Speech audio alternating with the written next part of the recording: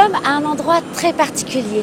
Ce sont les coulisses de la démonstration en vol du Rafale, avec bien entendu les pilotes qui sont juste derrière moi. C'est Mickaël et Tao, mais également les mécaniciens qui mettent en œuvre l'avion, ici même, au Bourget.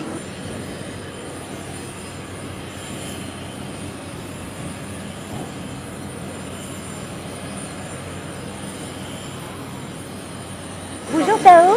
Bonjour. Alors, on vient d'assister à une démonstration là en vol, on a vu des pirouettes dans tous les sens. Et pourtant, vous avez l'air en pleine forme. Comment vous faites? C'est l'entraînement, l'habitude. Voilà, à force de pratiquer, eh bien, le corps s'habitue. Et puis, une petite préparation pendant la saison hivernale. Puis une hygiène de vie irréprochable. Et alors, qu'est-ce que vous voulez nous prouver lors de vos démonstrations ici au Bourget avec ce Rafale? Alors, je chercherai à prouver, puisque le vol est toujours difficile. Donc, le but, c'est de ne jamais dépasser ses limites et de ne pas chercher justement à prouver quelque chose.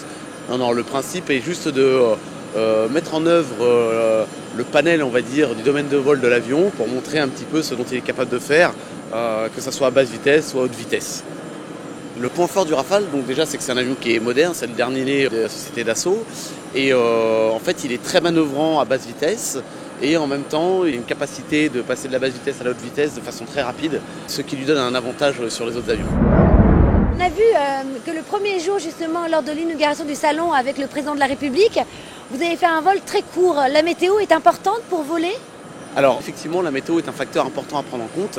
En fonction des conditions du jour, en fait, c'est ce qui va rendre le vol plus ou moins difficile. C'est ce qui fait également qu'il n'y a pas deux vols qui se ressemblent. Donc la météo est un gros facteur à prendre en compte. Donc s'il fait beau, moins beau.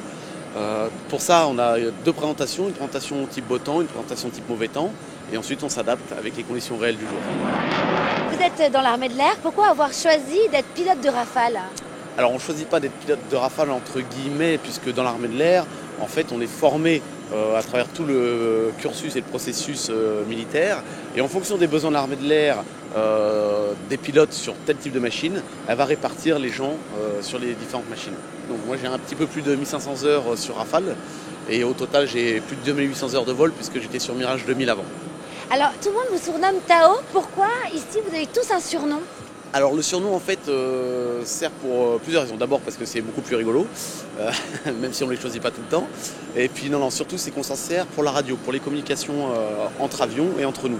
Souvent ce sont des noms qui sont assez courts, 2 ou 3 syllabes maximum, puisque ça nous permet de s'appeler à la radio de façon claire, précise, sans pour autant divulguer les noms des personnes, puisque la plupart du temps on utilise quand même des avions en opération extérieure, donc la discrétion est de mise.